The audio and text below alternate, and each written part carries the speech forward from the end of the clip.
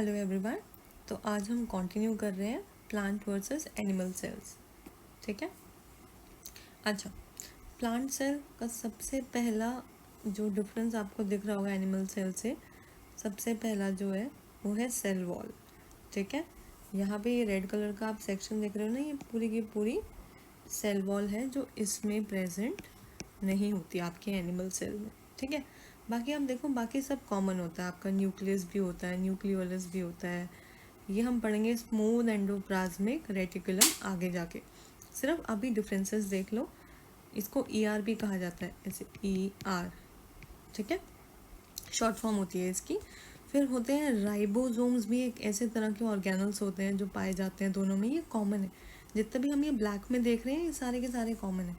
Vacuoles भी पाए जाते हैं, माइटोकॉन्ड्रिया और गोल्जाई या गोल्गी अपैरेटस इसको बोलते हैं। ठीक है। अच्छा, अब जो डिफरेंस आता है कि प्लांट सेल और एनिमल सेल डिफरेंट क्यों है वो देखो।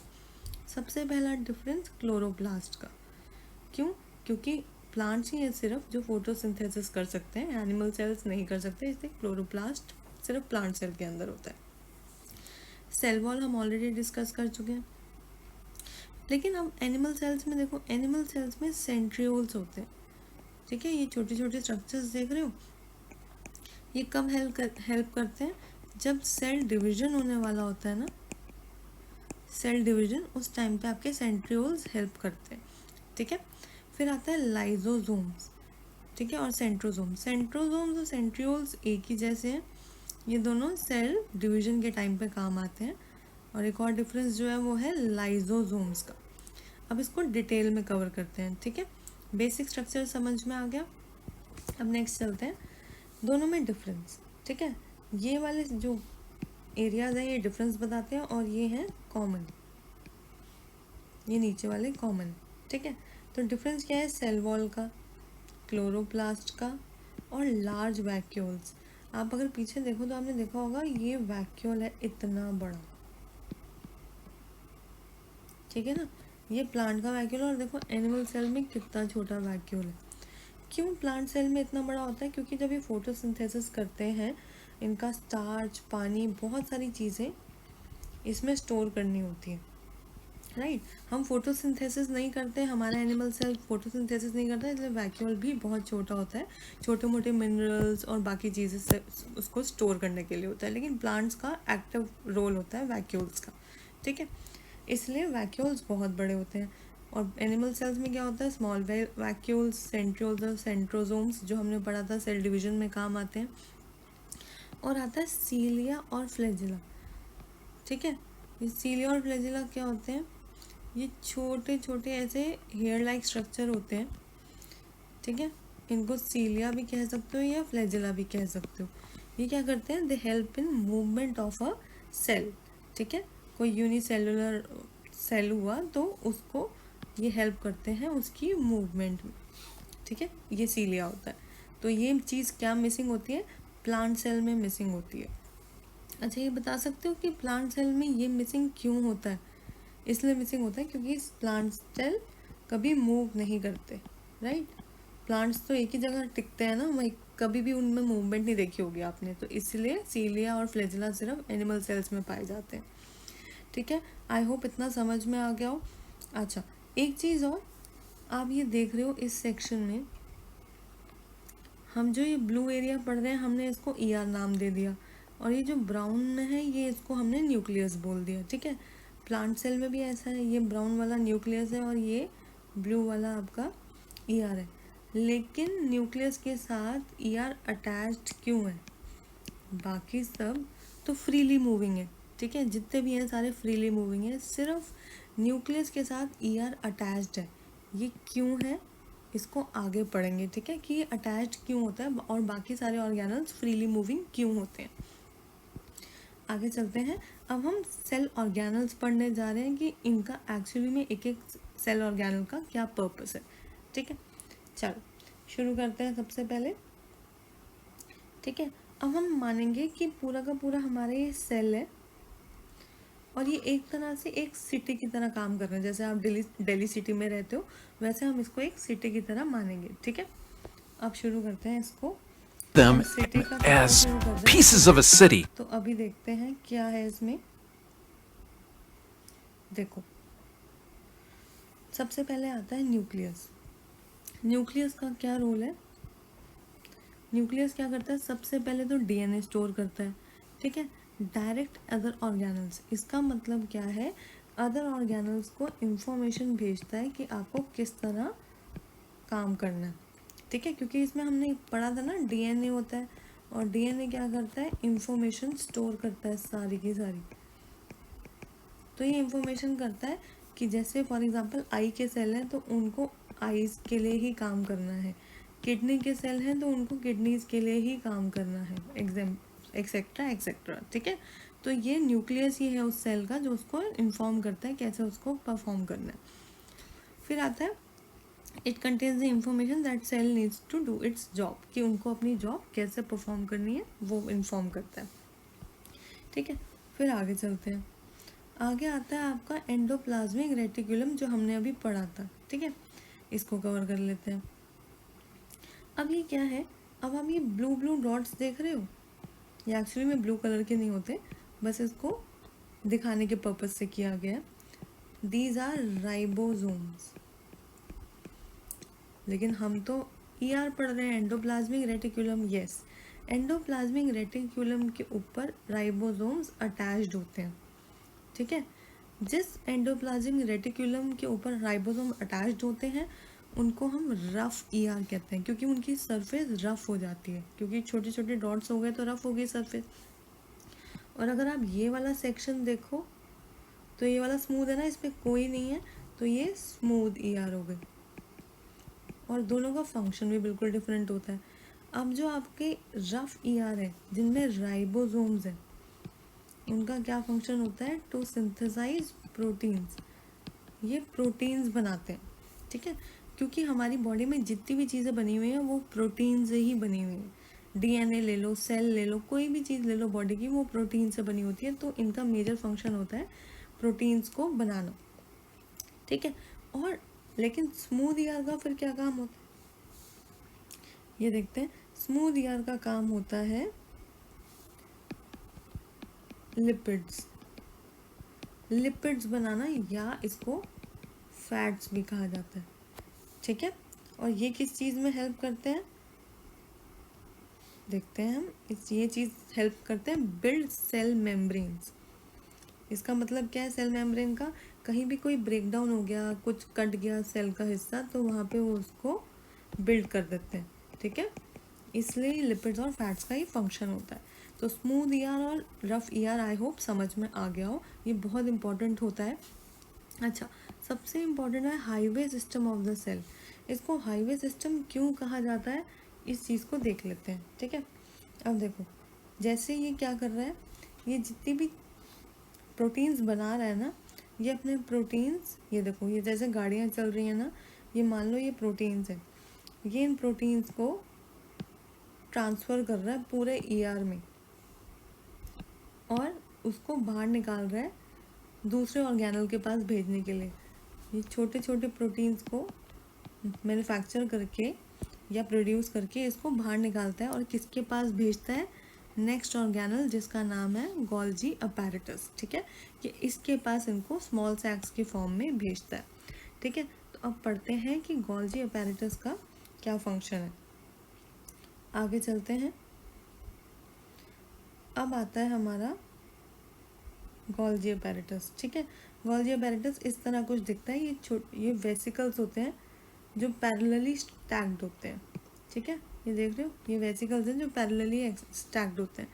इनको पोस्ट ऑफिस क्यों कहते हैं, ये पढ़ते हैं। मानो अब ईआर था, जो हमारा रफ ईआर था, उसने क्या बनाया? प्रोटीन्स बनाए, ठीक है। प्रोटीन्स बना के वो इसके अंदर भेज देता है। अब मान लो कि मैंने तुम्हें 4 अल्फ़ाबेट दे दिए, AKCS, इनको मान लो ये हैं प्रोटीन्स, ठीक है, जो कि ईआर ने बनाए हैं।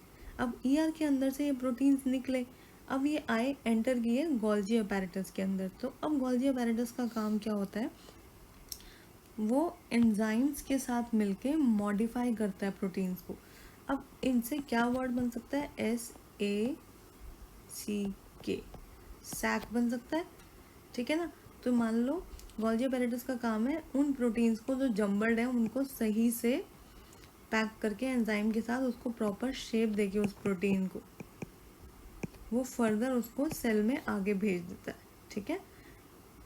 उसका काम होता है, ईआर का काम होता है प्रोटीन्स बनाना, और इनका काम होता है कि मटेरियल को मॉडिफाई करके बिल्कुल प्रॉपर तरीके से लगा के सॉर्ट करके उस प्रोटीन को सेल में आगे भेज देना जहाँ भी उसकी ज़रूरत होती है पूरे सेल में, ठीक है।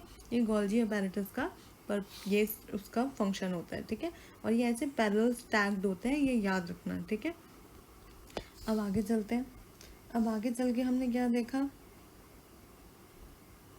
देखो इसको मेल या पोस्ट ऑफिस या मेल हाउस भी कहते हैं, क्योंकि ये क्या कर रहे हैं, चीज़ें अंदर आ रही हैं और बाहर जा रही हैं सेल में, ठीक है ना। आई होप इतना समझ में आ गया हो। फिर आगे चलते हैं। अब हम इतनी चीज़ें कर चुके हैं, अब आता है बहुत इंटरेस्टिंग पार्ट जो है राइबोसोम्स। हमने पढ़ा था ना ईआर पे राइबोसोम्स अटैच्ड होते हैं, तो वो चीज़ क्या है, वो यही है कि राइबोसोम्स जो होते हैं वो लोकेटेड होते हैं रफ ईआर में, लेकिन वो खुले भी घूम रहे होते हैं सेल में। मान लो ये सेल है, इसमें ये न्यूक्लियस है और इसके साथ ये ईआर अटैच्ड है, तो कुछ राइबोसोम्स तो इस पर चिपके हुए होंगे और कुछ फ्रीली घूम रहे होंगे सेल में, ठीक है। तो फ्रीली भी घूमते हैं राइबोसोम्स और अटैच्ड भी होते हैं, और इनका मेजर फंक्शन क्या होता है, टू प्रोड्यूस प्रोटीन्स, ठीक है। प्रोटीन्स को प्रोड्यूस करते हैं, जिसकी वजह से रिपेयरिंग जो भी फंक्शन होता है रिपेयरिंग का या नई नई चीज़ें बनाने का सेल में, वो ये प्रोटीन्स काम करते हैं, ठीक है। राइबोसोम्स का ये फंक्शन होता है, ठीक है। ये याद रखना, ये बहुत इंपॉर्टेंट होता है राइबोसोम्स। अब चलते हैं आगे, ठीक है। ये वर्कर्स हो गए। अब हमने सेल का इतना पार्ट कंप्लीट कर लिया। अब हम चलते हैं आगे साइटोप्लाज्म पे। साइटोप्लाज्म सबको पता होगा क्या करता है, वाटर और न्यूट्रिएंट सॉल्यूशन से बना होता है, मूवमेंट ऑफ द सेल और एनवायरनमेंट प्रोवाइड करता है ऑर्गेनल्स को कंप्लीट करने के लिए। अब मान के चलो जैसे ये शिप्स तैर रही हैं, मान लो ये ऑर्गेनल्स हैं आपके, यहाँ लाइजोसोम्स हैं, ये ईआर है, ये न्यूक्लियस से अटैच्ड है, ठीक है। छोटे छोटे राइबोसोम्स हैं, जितने भी चीज़ें हैं ये तैर रही हैं, ये साइटोप्लाज्म के अंदर ही तैर रही हैं, ठीक है। चलो आगे चलते हैं। इतना हमने कर लिया, इतनी हमारी सिटी कवर हो चुकी है, जिसमें हमने देखा कि यहाँ पे साइटोप्लाज्म है सारा का सारा, ईआर हमारा हाईवे सिस्टम है जो चीज़ें बना रहा है, और चीज़ें बना के वो क्या कर रहा है, पोस्ट ऑफिस को भेज रहा है, ठीक है। और साथ में राइबोसोम्स अलग से काम कर रहे हैं, वो भी प्रोटीन्स बना रहे हैं हमारे, ठीक है। अब आगे चलते हैं। आगे चल के हमने देखा लाइजोसोम्स। लाइजोसोम्स का काम क्या होता है, सबसे पहले इनको रिसाइकल सेंटर या सुसाइडल बैग्स भी बोला जाता है। क्यों इसको पढ़ते हैं, क्योंकि इसके अंदर ऐसे एंजाइम्स होते हैं जो कि वेस्ट मटेरियल को ब्रेक डाउन कर देते हैं, ठीक है। वो ना ही सिर्फ मटेरियल या वेस्ट मटेरियल को ब्रेक डाउन करते हैं, बल्कि अगर गलती से सेल इन्फेक्ट हो गया, कोई भी सेल इन्फेक्ट हो गया, तो वो क्या करेंगे, ये फट जाते हैं, बर्स्ट हो जाते हैं, और इसके अंदर के जितने एंजाइम होते हैं वो सारा एंजाइम बाहर निकल के आपके पूरे सेल को ही डाइजेस्ट कर देता है, ठीक है। पूरे के पूरे सेल को ही डाइजेस्ट कर देगा, डिस्ट्रॉय कर देगा, ठीक है। इसलिए इसको सुसाइडल बैग्स भी बोला जाता है, ठीक है जी। आई होप इतना क्लियर हो गया हो, ठीक है। आगे चलते हैं। अब हमारी सिटी का क्या हमने कवर कर लिया, हमने अपनी सिटी का रिसाइकल सेंटर भी कवर कर लिया, या आप कह सकते हो सोसाइटल बैग भी कवर कर लिया। अब चलते हैं माइटोकॉन्ड्रिया, जो कि बहुत इम्पोर्टेंट है। किसी भी सिटी को चलाने के लिए हमने देख लिया हमारा एक हाईवे सिस्टम होना चाहिए, वर्कर्स होने चाहिए राइबोसोम की तरह, एक रिसाइकलिंग सिस्टम होना चाहिए, पोस्ट ऑफिस होना चाहिए, लेकिन सबसे ज़्यादा इम्पोर्टेंट क्या है, सबसे ज़्यादा इम्पोर्टेंट है पावर हाउस, कि सबको एनर्जी कहाँ से मिलेगी, वो मिलती है माइटोकॉन्ड्रिया से। माइटोकॉन्ड्रिया क्या करता है, माइटोकॉन्ड्रिया का पर्पस होता है एक पावर देना। पावर किस फॉर्म में, ATP पी की फॉर्म में, जिसको क्या कहते हैं, एडेनोसिन ट्राइफॉस्फेट। ठीक है, एडेनोसिन ट्राइफॉस्फेट, ये बहुत इंपॉर्टेंट है, इसको याद रखना। एटीपी को करेंसी भी कहते हैं, currency of cell, currency of cell ATP कहते हैं। या एनर्जी किस चीज़ फॉर्म में होती है सेल के अंदर, एटीपी फॉर्म में होते हैं। आप बड़ी क्लासेस में पढ़ोगे कि एटीपी बनता कैसे है, पर इतना जान लो कि आपका माइटोकॉन्ड्रिया क्या करता है, ये एनर्जी प्रोड्यूस करता है एटीपी फॉर्म में, और ये पूरा एटीपी अपने सेल में फैलाता है ताकि सारे के सारे सेल्स ढंग से परफॉर्म करें, सेल के अंदर जितने भी फंक्शंस हैं वो ढंग से परफॉर्म करें। ठीक है, इतना हमने कर लिया।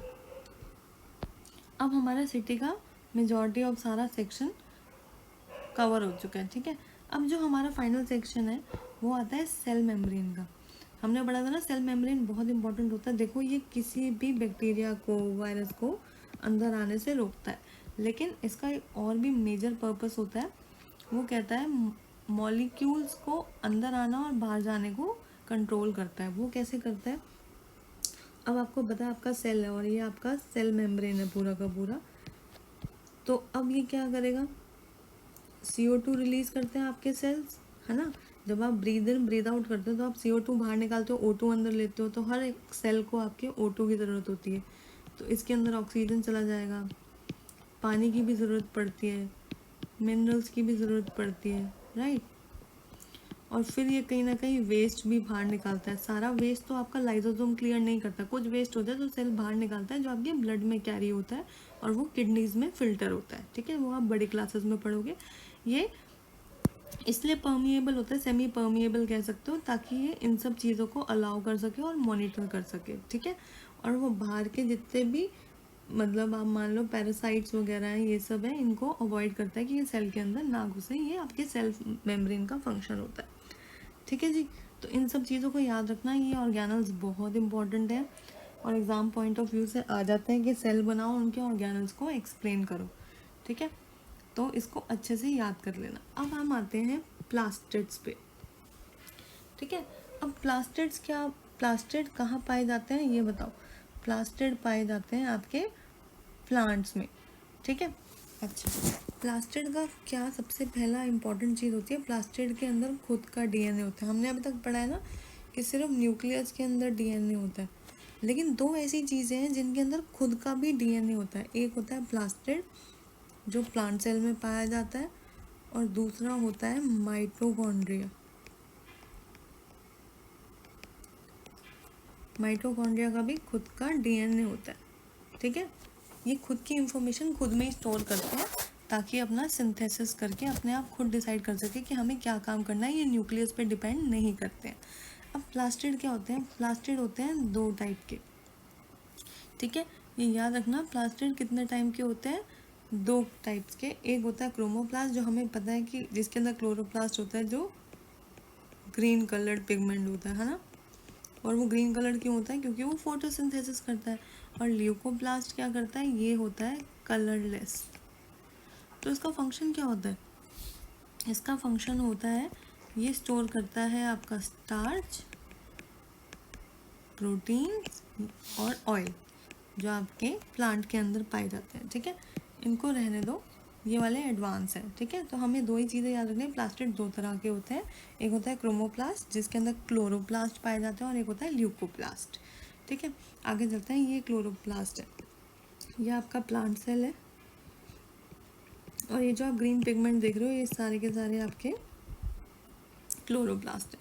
और क्लोरोप्लास्ट को कभी ध्यान से देखा जाए तो उसके अंदर ऐसा होता है, ये स्ट्रक्चर होता है। ठीक है, ये हाई लेवल है तो ये नहीं करना, पर समझ लो कि इतना बारीक होता है प्लांट के अंदर।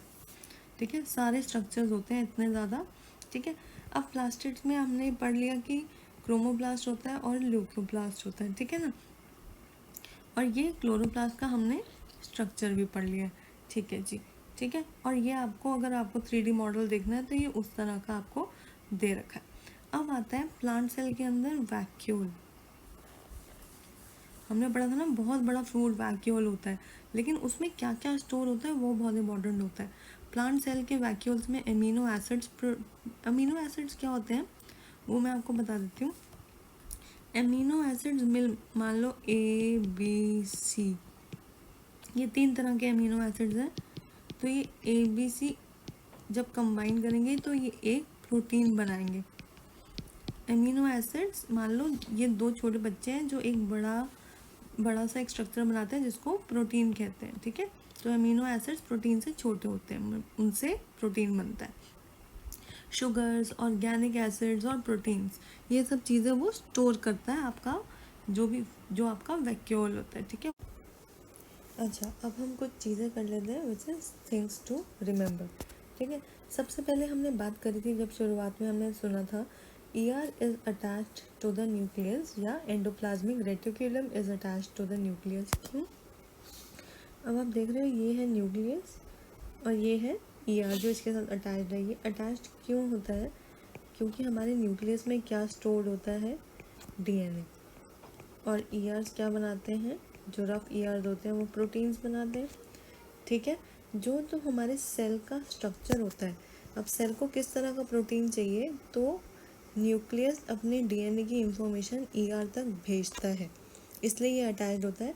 ये ER को इंफॉर्मेशन भेजता है कि मुझे इस तरह के प्रोटीन चाहिए और फिर ER उस प्रोटीन को प्रोड्यूस करके सेल में आगे भेज देता है, ठीक है।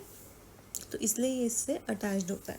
अच्छा, second point two remember is mitochondria. हमने माइटोकॉन्ड्रिया पढ़ा था ना, पावर हाउस ऑफ सेल, जो कि ATP बनाता है। ATP इज़ द करेंसी या एनर्जी करेंसी ऑफ सेल। और ये होता है, हमने ये नहीं पढ़ा कि ये होता है डबल मेम्ब्रेन, ठीक है। ये डबल मेम्ब्रेन बना होता है। डबल मेम्ब्रेन से क्यों होता है? ताकि इसका एरिया बढ़ सके। अब मान लो एक चीज़ सीधी है और एक चीज़ ऐसे डबल है, ऐसे फोल्डेड है, बहुत ज़्यादा फोल्ड हो रखे हैं, तो किसका एरिया ज़्यादा हुआ? इस वाले का फोल्डेड एरिया ज़्यादा हुआ और इसका एरिया कम हुआ। ये एरिया ATP के सिंथेसिस में ज़्यादा हेल्प करता है। जितना ज़्यादा एरिया होगा उतना ज़्यादा ATP बनेगा, ठीक है। और ये डबल मेम्ब्रेन क्यों होता है? इसलिए होता है क्योंकि जो इसका आउटर मेम्ब्रेन होता है वो पोरस नेचर का होता है और जो इनर मेम्ब्रेन होता है वो डीपली फोल्डेड होता है ATP के सिंथेसिस के लिए, ठीक है। और अच्छा, एक और चीज़ कि प्लांट सेल में आप यूजुअली नोटिस करोगे माइटोकॉन्ड्रिया लेस होते हैं। प्लांट सेल में लेस माइटोकॉन्ड्रिया होता है और एनिमल सेल में मोर। ऐसा क्यों? ये इसलिए क्योंकि प्लांट सेल को मूवमेंट की ज़रूरत नहीं होती। प्लांट तो एक ही जगह स्टेबल रहता है ना, इसलिए उसको एनर्जी भी कम लगती होगी, इसलिए उसके अंदर माइटोकॉन्ड्रिया भी कम पाए जाते हैं। लेकिन एनिमल सेल्स को बहुत एनर्जी की ज़रूरत होती है क्योंकि हमें कांस्टेंट मूवमेंट करनी होती है। हम लोग कॉन्स्टेंटली चलते हैं, हम बातें करते हैं, आँख हमारी झपकती है, जितने भी हमारे कांस्टेंट मूवमेंट्स हो रहे हैं उसके लिए एनर्जी की ज़रूरत होती है, इसलिए हमारे सेल्स में बहुत ज़्यादा माइटोकॉन्ड्रिया पाए जाते हैं, ठीक है। फिर तीसरा पॉइंट है मेम्ब्रेन बाउंड ऑर्गेनल्स। अब जैसे माइटोकॉन्ड्रिया हो गया, ठीक है। अब हमारा हो गया न्यूक्लियस या हो गए प्लास्टिड्स, ठीक है। ये सब होते हैं डबल मेम्ब्रेन, इनमें डबल मेम्ब्रेन होता है। लेकिन एक होता है लाइजोसोम, जो होते हैं सिंगल मेम्ब्रेन। क्योंकि इनको हम सुसाइडल बैग से भी जानते हैं ना, इनमें डबल मेम्ब्रेन गायब होता है, ये सिर्फ सिंगल मेम्ब्रेन होता है ताकि अगर इनको सेल को डाइजेस्ट करना पड़े तो ये आराम से फट सके और एंजाइम से डाइजेस्ट कर सके पूरे के पूरे सेल को, ठीक है। आई होप इतना समझ में आ गया हो। इस चैप्टर को अच्छे से रिवाइज करो। You will have a MCQ test soon, okay. So have a good day, bye.